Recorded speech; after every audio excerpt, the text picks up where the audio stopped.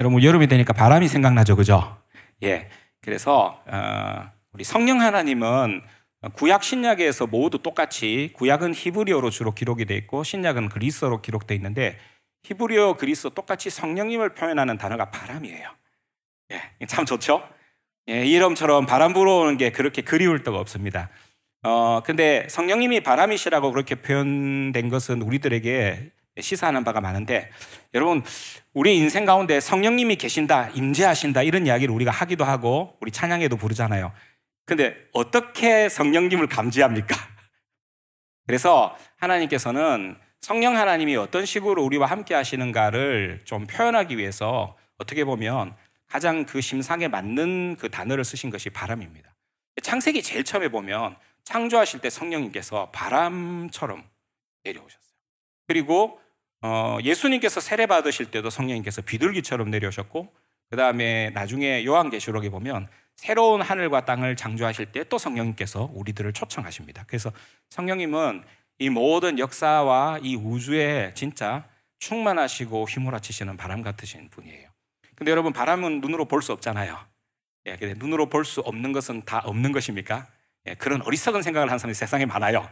내 눈으로 안 보이는 거 없다고 생각하는데, 그거야말로 한 살 먹은 어린이들이 하는 생각입니다. 그죠? 여러분, 눈에 보이지 않는데 존재하는 게 얼마나 많습니까? 그죠? 그래서 하나님께서, 성령님이 저희들에게 그런 분이라 이야기하시는 겁니다.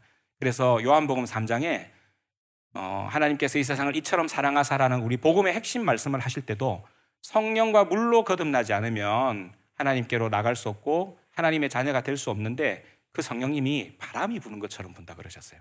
그래서 여러분 알잖아요. 바람은 눈에 안 보이지만 존재하죠. 어떻습니까? 우리 오감으로 다 느낄 수 있잖아요. 그죠?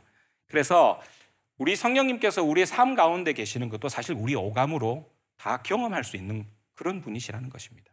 그래서 우리가 성령님께서 우리와 함께 하시는 것에 대해서는 의심하지 않는 것, 그게 참 중요한데, 그럼 우리 성령 어떻게 받았을까요?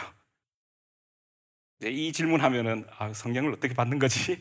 근데 성경의 그 말씀 가운데 또 성령을 어떻게 우리가 받고 살아가고 있는가 하는 그 말씀의 단서가 있어요. 여러분, 혹시 갈라디아서 3장 2절을 찾아보면 바울이 갈라디아 교회에 대해서 이렇게 꾸짖고 책망할 때, 너희들이 처음 하나님의 말씀과 신앙을 버린 것을 막 책망하면서 너희들이 성령을 어떻게 받았는가 하는 이야기를 해요. 거기 보면 뭐라고 되어 있는가 하면, 너희들이 하나님의 말씀을 듣고 믿음으로 받았다고 그랬어요. 그러니까 여러분들은 성령을 받으셨습니까? 예, 왜냐하면 하나님의 말씀을 듣고 믿었기 때문에. 그게 말씀의 약속입니다. 그래서 성령님을 받으려면 100일 기도를 해야 되는 게 아니고요, 지성을 드려야 되는 게 아니고, 1000만 원을 갖다 바쳐야 되는 게 아니고, 예, 이상한 기도원 같은 데서는 그런 거 갖다 바치면 성령 받을 수도 있는데 거짓말입니다. 갈라디아 교회는 그거와 싸웠어요. 뭔가 하면 성령님은 하나님의 말씀을 믿고 그것을 나의 말씀으로 받는데, 그러면 성령님이 우리와 함께 하신다고 약속하셨어요. 그러니까 성령님은 어떻게 보면 그렇게 우리의 노력과 힘으로 그렇게 받는 것이 아니라 말씀을 믿고 받아들임으로 성령님께서 우리와 함께 하시는 거예요. 또 하나 있어요. 성령님께서 우리와 함께 하시는 굉장히 중요한 사인이 있어요. 이게 뭔지 아십니까? 여러분, 기도하실 때 하나님을 뭐라고 부릅니까? 예, 혹시 하나님을 아저씨라고 부르는 분 한 손 들으세요. 하나님 우리 아저씨, 하나님 우리 옆집에 계신 아저씨, 이렇게 부르는 사람은 없어요. 왜냐하면 성령님께서 우리에게 함께 하신다는 가장 중요한 사인이 뭔가 하면 하나님을 아버지라 부를 수 있는 겁니다. 그래서 우리는 어떻는가 하면 양자의 영을 받았다 그랬잖아요. 근데 양자의 영은 아버지를 아버지라 부를 수 있는 영이에요. 그 영의 반대는 홍길동의 영이에요. 홍길동은 아버지를 아버지라 부를 수 없어요. 그래서 우리는 그전에 홍길동의 영으로 살았던 사람들이었어요. 아버지를 아버지라 부를 수 없는 사람들이었는데, 성령님께서 우리가 하나님의 말씀을 믿고 받아들이는 그 순간 우리는 하나님을 아버지라 부를 수 있게 되었어요. 여러분, 사실 굉장히 중요해요. 여러분, 기도가 나는 기도 제대로 못해요, 그건 상관없어요. 왜냐하면 내가 기도할 때 꿇어앉아서 또는 서서 아니면 눈을 뜨든지 상관없이 하나님을 아빠 또는 아버지라고 부를 수 있는 분이라면 성령님이 여러분과 함께하고 있다는 가장 강력한 증거예요. 그래서 성령님께서는 그렇게 우리와 함께 하십니다. 그래서 우리가 그 위에 성령과 함께 동행하고 있다는 것입니다. 신약 성경에 보면 성령님에 대해서 주로 많이 이야기하고 있는 것은 우리가 하나님의 자녀됨과 성령님이 어떤 관계가 있는가, 이런 것들을 많이 이야기하고, 또 교회와 성령님의 관계를 많이 이야기합니다. 그래서 교회가 한 공동체로 살아갈 때 성령님께서 우리와 함께 하시는 것이 어떤 의미가 있는가를 이야기할 때 성령님이 어떠는가 하면 각 사람에게 은사를 주셨다. 그래서 각자 은사를 따라 섬기면서 우리가 성령 안에서 하나가 된다는 이야기 하셨어요. 우리 지난 수련회 때 인내를 좀 말씀하신 적 있잖아요. 우리가 이거 남파들과 같은 이 풍랑 가운데 있는 배 속에서 진짜 인내를 가지고 계속 물을 퍼잖아요. 근데 그 인내란 말에 다른 뜻이 하나 있어요. 그 인내란 말을 그리스 말로 두 가지로 표현하는데 그 중에 한 가지 뜻이 뭔가 하면 하나님과 호흡을 같이 하는 거예요. 하나님과 호흡을 같이 한다. 여러분 어떻게 합니까? 저는 이제 병원에서 그런 거 많이 하는데 환자를 마취시킨 다음에 이제 다 수술하고 깨울 때 어떻게 하는가 하면 숨 크게 들이쉬세요, 숨 크게 내쉬세요 하면서 저도 같이 들이쉬고 내쉬어요. 그럼 환자가 저하고 똑같이 따라해요. 똑같이 숨 쉬는 패턴을 똑같이 따라하면서 어떠는가 하면 서서히 회복이 되거든요. 그래서 우리가 이제 깨울 때 우리 의료진들이 다 그렇게 하면서 숨을 깨우는 거예요. 그렇게 하면서 저는 인내라는 것이 어떤 것인가를 그 어떤 활동을 통해서 좀 배우게 됐어요. 그게 뭔가 하면 하나님이 숨을 쉬세요. 그래서 성령님 아까 바람이라 그랬는데 구약에는 그걸 좀 더 이야기해서 하나님의 숨이라 그래요. 하나님의 숨이 성령님이신데 우리가 성령님과 함께 이 날숨과 들숨을 쉬는 거예요. 그게 인내라고 성경은 그렇게 이야기하고 있어요. 그래서 우리가 살아가고 있는 모든 일들 가운데 이 모든 것들을 참고 하는 이 모든 것들은 하나님의 숨을 우리가 같이 쉬고 그것과 호흡을 같이 맞추고 그 다음에 그거하고 좀 쉽게 말하면 주파수가 같은 거예요. 그러니까 우리의 인내가 그냥 굉장히 그냥 참는다가 아니라 내가 하나님하고 호흡수를 같이 맞추고 있는 것이다. 그리고 성령님이 모든 것들의 숨의 근원이시기 때문에 그렇게 우리가 하나님의 숨의 그 박자에 맞춰서 그렇게 숨을 쉬는 존재가 되었구나. 그게 인내를 이야기하는 겁니다. 그래서 우리의 일상 가운데 성령님은 참으로 모든 것들을 사실 관장하시는 분이에요. 또 신약에 보면 성령님은 우리의 성품을 바꾸시는 분이라고 그랬어요. 그리고 갈라디아서에 보면 오직 성령의 열매는 이와 같다 하면서 9가지를 이야기하잖아요. 근데 9가지를 이야기하면서 열매로 나타난 그 명사는 복수가 아니라 단수예요. 그러니까 어떤가 하면 9가지의 양상이 나타나긴 하지만 그 양상은 사실 하나의 성령님의 열매라는 거예요. 사랑과 희락과 화평과 오래 참음과 자비와 양선과 온유와 절제 뭐 이런 것들이죠. 그런 것들이 성품으로 나타나는 것도 바로 뭔가 하면 우리가 성령님께서 우리와 함께 하신다는 증거예요. 또 성령님께서 우리와 함께 하신다는 굉장히 많은 증거 중에 하나는 뭔가 하면 우리 속에 갈등이 있는 거예요. 우리 속에 갈등이 있다는 말은 뭔가 하면 그전에는 나의 의지만 있었어요. 그런데 하나님의 영이 계시면 하나님의 의지가 우리 속에서 충돌을 하세요. 우리가 사귀어보면 알죠? 혼자 있을 때 모든 게 다 편하지만 어떤 다른 인격과 사귀기 시작하면 제일 많이 생기는 게 뭡니까? 매일 부딪힙니다. 우리 앞으로 이제 8월 달에 경사가 있죠? 예. 지금 우리 형제자매 아마 지금 발이 공중에 붕 떠 있을 거예요. 그런데 아마 물어보면 형제자매가 매일매일 경험하는 것 중에 데이트하면서 경험하는 것 중에 가장 확실한 것은 제가 하나는 확실하게 이야기할 수 있어요. 그 뭔가 하면 매일 싸울 것이다. 왜냐하면 두 사람의 의지가 갈등을 겪는 것 이게 정상이에요.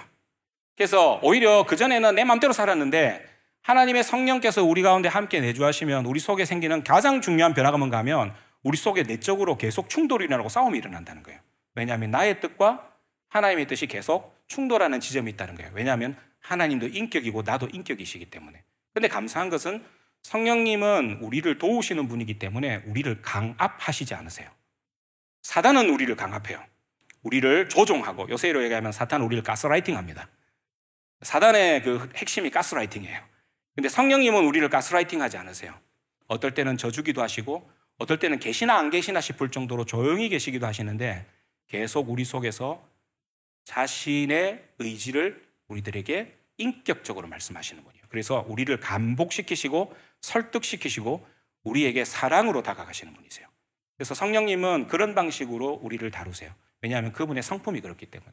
그래서 우리가 이제 신약을 보면 성령님께서 이런 어떤 방식으로 우리 속에 오셨고 우리가 그분을 믿음으로 말미암아 성령을 받고 그것이 하나님의 말씀의 기초가 되었기 때문에 그래서 하나님의 말씀으로 기초로 우리가 믿음으로 성령을 받고 우리 속에서 그렇게 계시면서 그 내주하시는 성령님께서 우리에게 하나님의 호흡수를 가르쳐 주시고 우리를 도우시고 우리 가운데 자신의 의지와 하나님의 의지를 조율하는 일들을 계속 행하시면서 우리의 평생에 함께 하시겠다.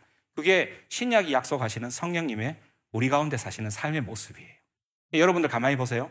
우리의 삶을 가만히 보면 이런 면들이 다 있다는 거예요. 그러니까 의심할 필요가 없어요. 우리가 하나님의 말씀을 듣고 믿었습니까? 그렇다면 성령님이 우리와 함께 하시는 것입니다. 그리고 우리가 하나님을 기도 가운데 아버지라고 부릅니까? 성령님이 계시다는 가장 강력한 증거입니다. 그리고 우리가 그렇게 우리의 매일의 삶 가운데서 어떨 때는 하나님의 의지와 우리가 충돌합니까? 그것이야말로 성령님이 우리와 함께 하신다는 가장 강력한 증거입니다. 그러니 우리는 성령의 내주 가운데 함께 성령님과 함께 살아가고 있는 존재라는 것을 의심할 수 없다는 겁니다. 그런데 이 성령님은 우리의 일상 가운데 깊이 자리하고 계시고 우리의 일상에 대해서 또 관련을 맺고 계세요. 그게 이제 오늘 제가 출애굽기 31장 1절과 5절 가운데 나와 있는 이 말씀 가지고 좀 드리고 싶은 거예요. 우리 이제 성령님에 대해서 신앙생활 가운데는 성령님이 이렇구나 하는 것들을 알게 되지만, 야, 성령님이 내 수술하는 데까지 관심을 가지시나? 그래요. 그렇다는 거예요. 저는 사실 의사가 되고 나서부터 지금까지 한 30년 넘는 시간 동안에 성령님께서 나의 일 가운데 어떻게 함께 하실 뿐만 아니라 나의 일의 모든 부분에서 영향을 미치시는지를 사실 그렇게 어떻게 보면 실험하면서 살아왔다고 해도 과언이 아닐 것 같아요. 그래서 이제 그 이야기를 좀 드리고 싶어요. 여기 출애굽기 31장 1절에서 5절까지 이 말씀의 핵심, 그 배경은 뭔가 하면 이제 광야에서 이스라엘 백성들을 향해서 하나님이 모세를 통해서 하나님이 성막을 만드시려고 하시는 거예요. 근데 성막을 만들 때의 지금 하나님이 성막을 만드는 그 대표적인 장인 한 사람을 이제 부르시는 거예요. 그 사람의 이름이 부살렐이라는 분이에요. 유다 지파의 훌이라는 분의 손자고 울이라는 사람의 아들인 부살렐을 임명하여 이렇게 되어 있습니다. 여기 훌의 손자로 되어 있고, 훌의 아들이나 마찬가지인데요. 여기 훌이라는 말이 사실 이 사람이 누군가 하지만 우리 영화에서 사실 익숙한 이름이에요. 우리 영화 중에 벤허라는 영화 있죠. 그 벤허 할 때 허가 원래 훌이에요. 벤은 무슨 말인가? 아들이란 뜻이에요. 그러니까 허의 아들이다 이 말이에요. 훌의 아들. 공교롭네요. 예. 어쨌든 이 부살렐을 임명해가지고 하나님의 영을 그에게 충만하게 하여 이렇게 돼 있죠. 하나님의 영은 우리가 아는 바대로 성령님이세요. 성령님이 그에게 충만하게 하셨을 때, 자, 우리는 이제 기대할 수 있어요. 보통 우리가 성령 충만 이렇게 하면 주로 어떤 거 생각합니까? 키보드 잘 칠 것 같고 열심히 예배 드릴 것 같고, 예, 그래요. 당연히 그래요. 그런데 문제는 뭔가 하면 부살렐이 성령 충만해서 일어나는 모든 일들은 어떠는가 하면 사실 우리가 매일에서 보는 일상의 일들이기도 하고 직업의 일이기도 하고요. 오히려 보면 공예, 기술 이런 영역의 일들에 지금 성령 충만과 관련되어 있다는 걸 우리가 당장 알 수 있어요. 거기에 보면 이렇게 돼 있어요. 그에게 충만하게 하나님의 성령이 임하셨는데 지혜와 총명과 지식과 여러 가지 재주로 정교한 일을 연구하고 금과 은과 노수로 만들게 하며 그다음에 보석을 깎아 물리며 여러 가지 기술로 나무를 새겨 만들게 하라 이렇게 돼 있어요. 여러분 중에 아마 상당히 많은 분들이 여기에 직간접적으로 관련돼 있을지 모르겠어요. 혹시 뭐 기계공학 관련되신 분들, 기계공학, 금속공학, 그다음 혹시 이렇게 뭘 만들고 연구하고 하는 일 관련되신 분들, 우리 이공계통 쪽에, 예, 예, 그렇죠, 정영재 맞습니다. 지금 그렇게 공부하고 있잖아요, 그죠? 또 뭐 어떤 게 있을까요? 또 뭐 보석을 깎아 물리며, 사실 정교하게 하는 일들 가운데 여기 포함되진 않지만 음악하는 사람도 마찬가지예요.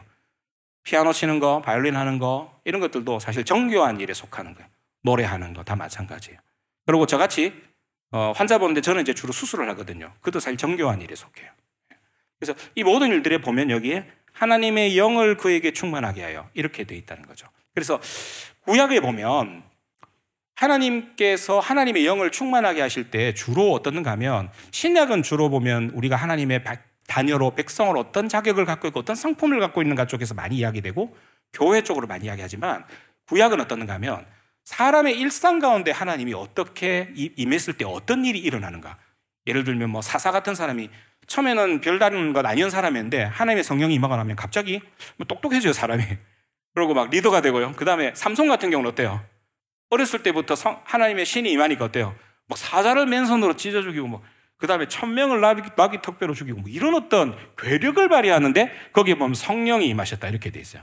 그러니까 이제 구약에서 오히려 성령이 임하시는 것이 신약에서 우리가 성령님 임하는 것에 대해서 보는 것보다 어떻게 보면 우리의 일상에는 훨씬 더 가까이 존재하는 어떤 성령님의 방식이라는 생각을 저는 많이 하게 되었어요. 근데 왜 그럴까 생각을 해봤어요. 여기 이제 거기에 대한 힌트가 있습니다.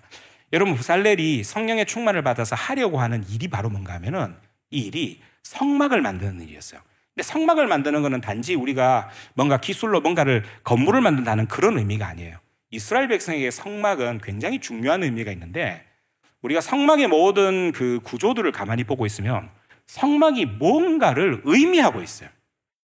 제가 작년인가 한번 저희 설교 시간에 그 이야기를 한 적이 있었죠. 집 만드는 거 이야기하면서 있으니까 에베소서를 통해서 집 만드는 이야기를 할 때 하나님은 어떤 건축물을 통해서 하나님이 갖고 있는 꿈을 펼치시고 그걸 우리한테 이야기해 주시는 방법으로 그렇게 하시는데 여러분 그런 방식이 우리 일상 경험도 굉장히 많아요. 여러분 이제 우리 서울 가면은 서울의 가장 중심에 광화문을 중심으로 해서 어떻습니까? 5대 궁궐이 있죠. 그 5대 궁궐은 그냥 건축물이기도 하지만 중요한 게 뭘까요? 그 5대 궁궐을 통해서 우리가 보는 게 있어요. 느끼는 게 있어요. 그게 뭡니까? 조선 왕조가 어떤 생각과 사상으로 지어진 국가인가 하는 걸 알 수 있어요. 그게 옛날에는 풍수지리라는 말로 됐지만 이 왕궁을 어떻게 배치하고 왕이 어디에 있고 이 신하들이 어디에 있고 하는 이런 모든 궁궐의 배치가 사실 말하는 게 바로 뭔가 하면 조선이라는 나라는 이런 나라다 이런 이야기를 하고 싶은 거예요. 그래서 우리가 궁궐에 대한 공부를 하면 할수록 서울의 고궁들을 공부하면 할수록 이 건축물을 통해서 그 당시 조선을 건국했던 사람들과 조선을 이끌었던 리더들이 갖고 있던 왕국에 대한 생각을 우리가 볼 수 있다는 거예요. 성막이 그런 거예요. 성막은 우리가 읽어보면 사람의 머리에서 나온 게 아니고요. 하나님께서 모세에게 뭘 주셨는가 하면 설계도를 주셨다 그랬어요.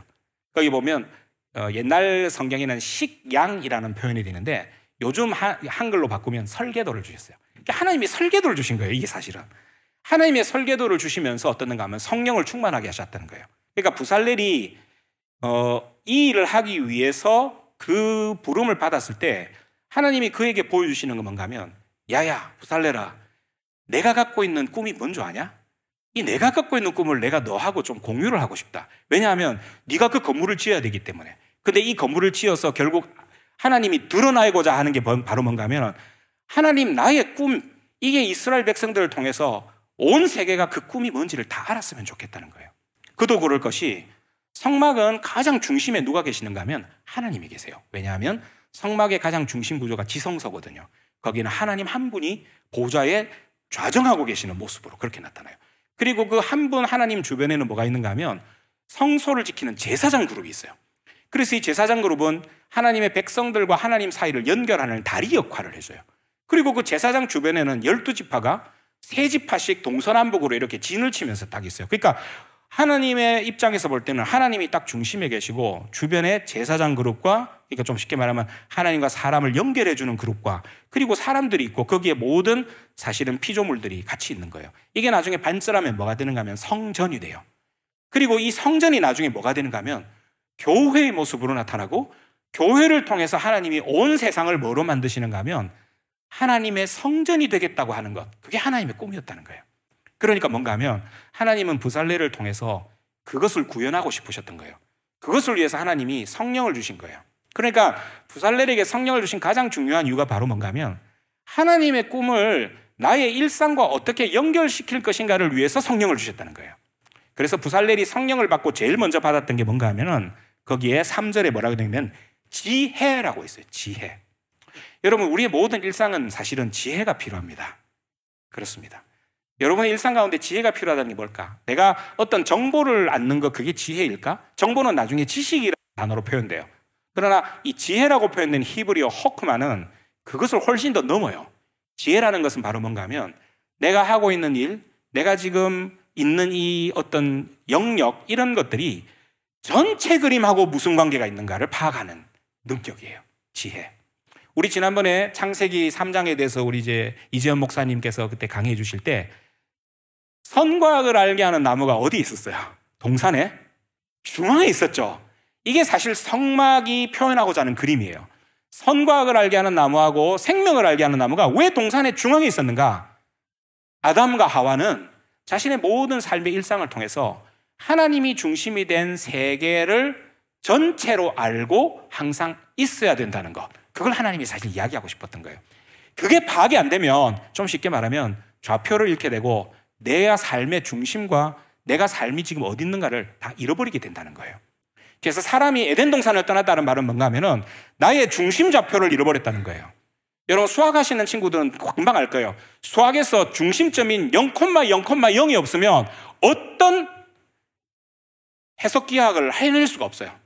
옛날에 기하학을 하다가 데카르트가 해석 기하학을 한 이유가 뭔가 하면 이 모든 도형을 수식으로 좀 계산하고 싶은데 그러려니까 뭐가 필요한가 하면 중심이 필요했어요. 그래서 0,0,0은 수학의 발견 중에 굉장히 중요한 발견이에요. 근데 수학의 발견 중이면 중요한 게 아니라 우리 모든 인생과 모든 피조물들은 중심점을 가져야만 자신의 좌표를 알 수가 있고 그리고 내가 하고 있는 일과 이것이 어떤 차원에 있는가를 알 수 있다는 거예요. 부살렐에게 주신 지혜의 핵심이 바로 뭔가 하면 너는 지금 어디 있느냐? 네가 하고 있는 일의 의미가 뭐냐? 그리고 그것이 특별히 가장 큰 그림에 비췄을 때 너는 어디에 있느냐 하는 이야기를 하고 싶은 거예요.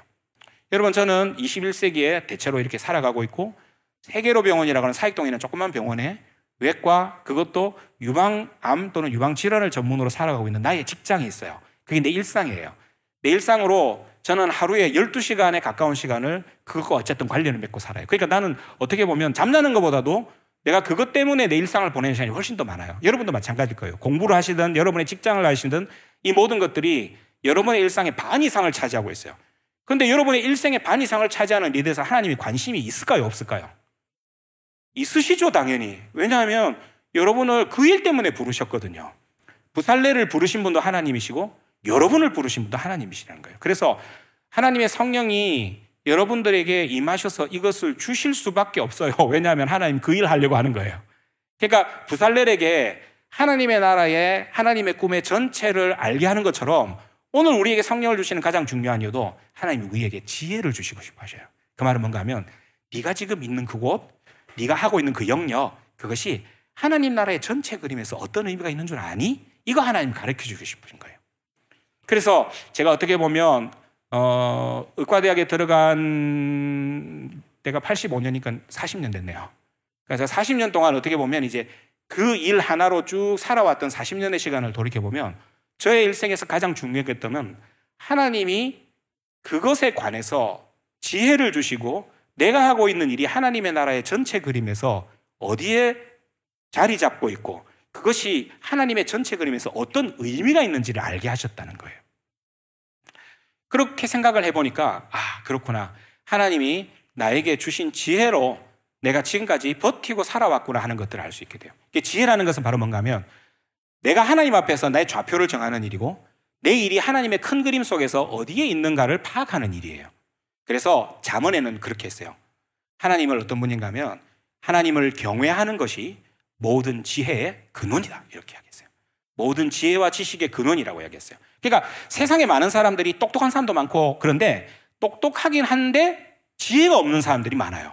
그러니까 좀 쉽게 말하면 스펙이 하버드 대학 나오고 막 엄청난 스펙을 갖고 있는데 지혜가 하나도 없는 거예요. 왜 지혜가 없는가 하면 그가 하고 있는 그 일이 그에게 선물로 주어졌던 그 모든 기회들이 하나님 나라의 큰 관점에서 하나님의 꿈의 큰 관점에서 어디에 소속되어 있는지를 전혀 파악 못하는 사람들이 많아요. 그러니까 이 사람들은 지혜가 없으니까 어떠는가 하면 그런 것들을 자기 맘대로 쓰다가 결국 아무 의미 없는 일로 만들어버리는 그런 일들이 많다는 겁니다.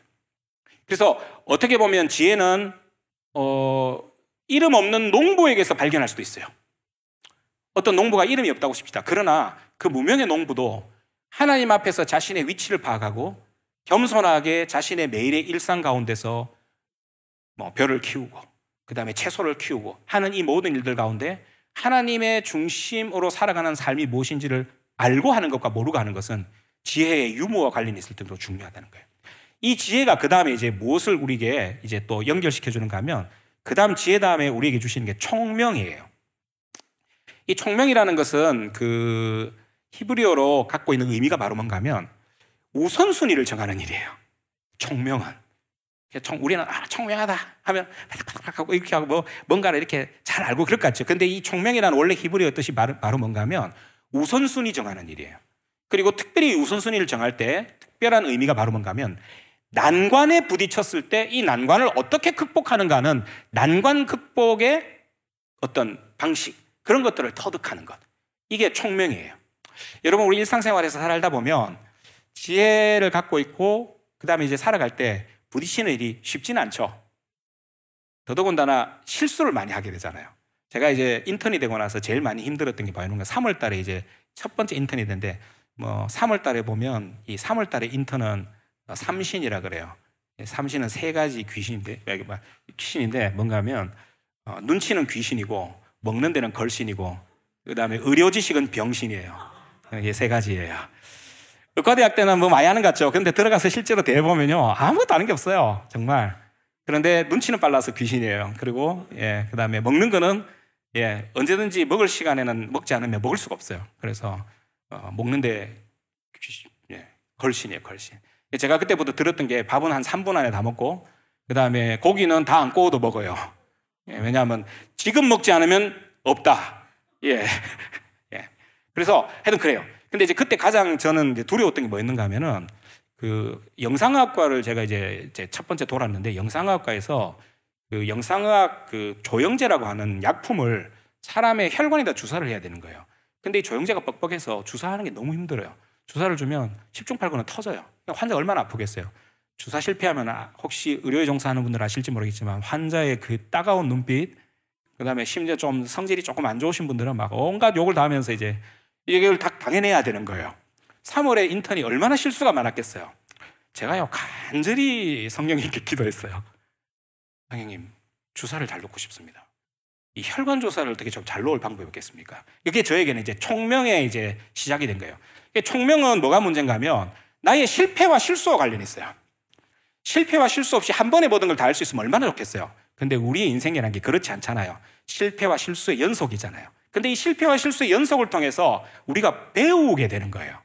배우게 되는데 그것이 어떻게 하면 이 실패와 실수를 가지고서 이것을 능숙하게 할 수 있는 방식으로 바꿀 수 있을까? 그렇게 하면서 우리들에게 주어지는 어떤 것, 그것을 히브리어로는 총명이라고 했어요. 3월 달 말쯤 되니까 총명하게 되더라고요. 약간 총명하게 되더라고요. 그러니까 하면 이게 혈관이 이렇게 막 움직이는데 혈관 어떻게 고정하는가 하는 방법도 손으로 누르는 것도 배웠어요. 어떨 때는 옆에서 가르쳐 주기도 해요. 이렇게 경험 많은 우리 간호사 쌤이 선생님 이렇게 한번 해보세요. 그렇게 하니까 또 돼요.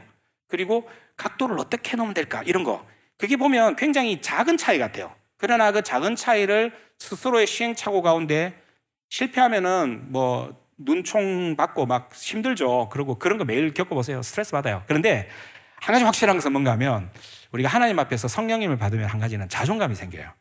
그래, 못 작았어. 난 하나님의 자녀인데 뭐 그런 게 있어요. 그래가지고 그래, 하나님의 자녀가 이런 것들을 이렇게 이겨내는 그 어떤 과정 굉장히 중요하더라고요. 그래서 그런 것들 때문에 요건 욕대로 들어먹고 해도 어떻는가 하면 조금씩 뭔가 하면 내 속에서 어떤 진보가 있는 것을 보게 된 거예요. 그게 바로 뭔가 하면 어려운 난관들과 실패를 통해서 배우는 것들이란, 총명이 굉장히 그런 의미에서 중요한 단어입니다. 그러니까 부살렐에게 있어서 하나님의 일과 나의 일과의 관련성을 아는 큰 그림의 지혜는 알았어. 근데 문제는 뭔가 하면 큰 그림의 지혜만 가지고 살 수 있나요? 아니잖아요. 저도 큰 그림의 지혜는 있었어요. 학교 졸업할 때 그래, 이 의료를 통해서 주님의 복음을 전하는 사람이 되어야 되겠다. 그게 큰 그림이었어요. 세계로병원에 있는 것도 그것 때문이에요. 근데 문제는 뭐냐면 그렇게 하려도 실력 있는 의사가 돼야 되잖아요. 근데 그 실력 있는 의사가 되기 위해서 뭐가 필요한가 하면 실수를 극복하는 방법을 배워야 된다는 거예요. 여러분, 우리 일상 가운데 학교 다닐 때, 우리 공부할 때, 그리고 여러분들 직장 생활할 때 얼마나 많은 실수가 있어요.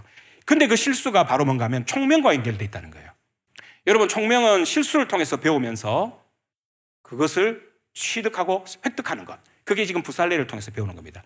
부살렐이 여기서 이제 거기 밑에 보면 뭐 금은을 깎고 뭐 하는 거 있잖아요. 얼마나 실패와 실수가 많았겠어요. 열에도 깎아보고 저래도 깎아보고. 여러분, 그 출애굽기를 읽어보면 성막 만드는 거예요. 머리만 복잡해요. 읽어보면 도대체 무슨 말인지 모르겠어요.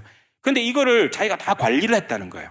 그리고 사람을 써서 그걸 할 때 이렇게도 해보자 저렇게도 해보자 하면서 뭔가 그 가운데 최적의 방식을 결정하는 것들을 찾아냈을 거예요. 그것을 여기서 총명이라고 한다는 거예요. 자, 그러면 이 총명을 통해서 어떻는가 하면 우리는 지혜와 총명을 통해서 우리에게 들어오는 모든 인포메이션들을 배열하게 돼요. 아까 총명의 다른 뜻이 뭐죠? 우선순위 정하는 거를 그랬잖아요. 이 인포메이션 중에 어떤 것은 우선순위에서 밀리는 게 있고 어떤 것은 우선순위 넘버원이 있는 거예요. 그러려면 기준이 필요하다는 거예요. 그래서 지혜와 총명을 지식보다 앞에 둔 이유가 있어요. 우리가 우선순위에서는 큰 그림이 가장 중요하거든요. 큰 그림에서 뭐가 1위고 뭐가 2위고 뭐가 3위인지가 결정나는 거예요. 그런데 세상 사람들은 지혜가 없으니까 어떠는가 하면 이게 일이라고 생각하고 거기에 완전히 몰빵하고 올인했어요. 그런데 나중에 인생에 남는 게 하나도 없는 거예요. 누가 그런 이야기 하잖아요. 큰 바위와 돌과 자갈과 모래를 어떤 큰 수조에다 넣으려고 할 때 어떻게 넣어야 그거 다 넣고도 물까지 넣을 수 있을까? 여러분 뭐부터 넣어야 돼요? 모래부터 넣으면 큰일 납니다. 모래를 넣어놓으면 그 다음에 위에 자꾸 쌓이게 돼서 그 수조에 넣을 수 없어요. 제일 먼저 뭐부터 넣어야 되는가 하면 바위부터 넣어야 돼요. 바위를 넣으면 밑에 공간이 많이 생기죠. 사이사이에. 거기다 바위 그 다음 작은 걸 넣는 거예요. 그 다음에는 그보다 더 작은 자갈을 넣어요. 그리고 나서 마지막에 다 스며들 수 있는 모래를 넣는 거예요. 그렇게 할 때 거기다 물까지 넣을 수 있어요. 우리 인생을 세우는 방식도 똑같다는 거예요. 우리 인생 가운데 가장 중요한 것은 바위를 어떻게 배치하는 거예요. 내 인생에 어떤 의미가 있는가, 그것이 하나님의 나라의 관점에서 어떤 것이 있는가, 이런 것들을 먼저 정해놓지 않으면 어떻는가 하면 모래만 한참 붓다가 아무것도 못하고 끝나는 경우가 생긴다는 거예요. 그래서 지혜가 중요하고 그 다음에 그 시행착오를 통해서 그 지혜로 이르는 길을 발견하는 총명이 중요하고, 그 총명은 뭔가 하면은 우선순위를 정하는 일이라는 거예요. 자, 그리고 세 번째가 바로 지식이에요. 그러니까 이 지식이라는 건 어떤가 하면 종속적인 개념인데, 지혜와 총명을 통해서 우리가 지금까지 온갖 우리 주변에 널려있는 어떤 인포메이션, 그런 것들을 정렬해야 되는 거예요. 지식이 얼마나 많겠어요? 각각의 단편적인 지식들이 있을 거예요. 여기 보면 성막을 만드는 지식들 같아. 금은 어떻게 녹이고, 뭐 은은 언제 녹이고, 뭐 요 거푸집은 어떻게 만들고, 이런 것들이 사실 다 지식이에요. 근데 이 지식이라는 게 어떻는가 하면 조합을 해야 되잖아요. 이 각각 떨어져 있는 지식이라는 게 살아있는 지식이 되려면 어떻게 해야 돼요? 이게 맥락도 있어야 되고 다른 거하고 어떻게 연결돼야 되는 거, 이런 것들은 바로 지혜와 총명에 관련된 일이라는 거예요. 그래서 여기에 보면 지혜와 총명과 지식을 순서대로 나열한 가장 중요한 이유가, 그렇게 함으로써 우리는 전체적인 것을 얻게 된다는 거예요.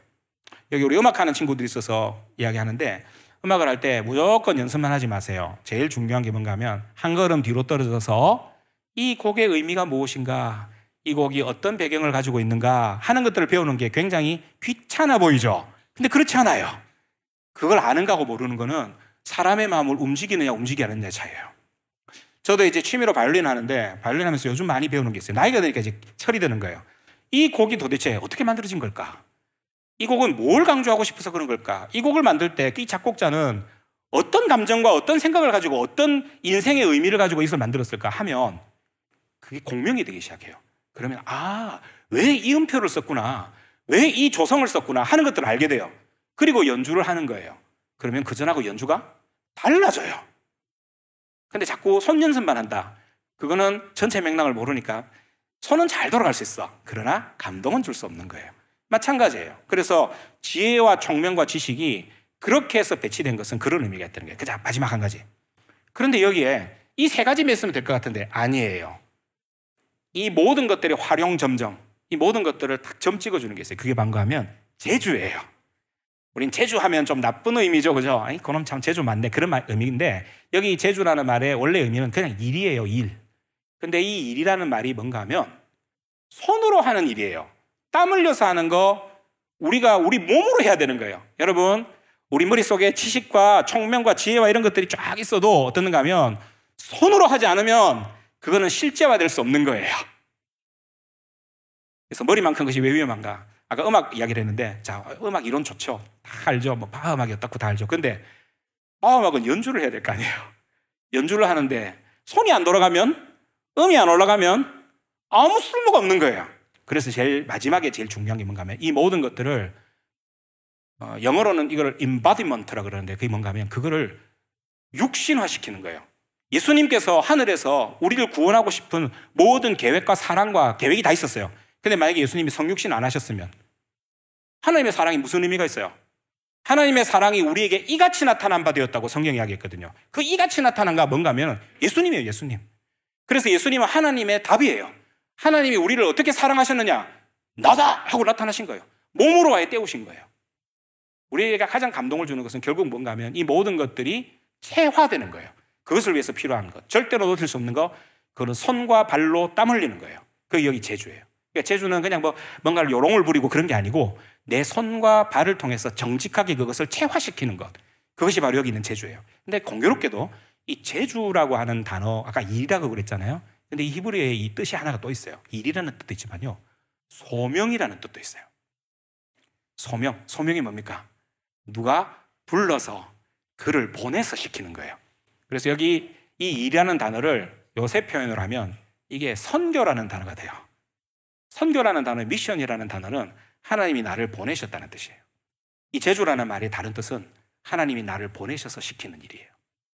그러니까 우리가 손으로 하는 일, 우리의 땀을 흘려서 하는 일, 우리의 작지만 그 일을 통해서 내가 하나님 앞에 받았던 그 모든 아이디어들과 꿈이나 이런 모든 것들을 체화시키는 것까지 나가는 것, 그게 바로 성령이 우리에게 함께 하실 뿐만 아니라 성령이 충만하다는 것에 대한 이야기예요. 그러니까 구약의 모든 이야기들의 성령 충만은 어떻는가 하면 이 네 가지 요소가 하나도 빠지지 않고 다 한 사람 속에서 이루어질 때 그것을 성령 충만이라고 이야기했습니다. 말씀을 맺겠습니다. 우리 일상이 오늘도 물을 퍼내야 되는 일상입니다. 그런데 물을 퍼낼 때 주님이 주무시는 것 같아도 어떻습니까? 우리를 도우시는 주님이 보내신 또 한 분의 도우미가 있다 그랬어요. 그래서 주님이 그랬잖아요. 내가 내 다음 또 다른 도우미를 보내겠다. 그걸 보혜사라고 했어요.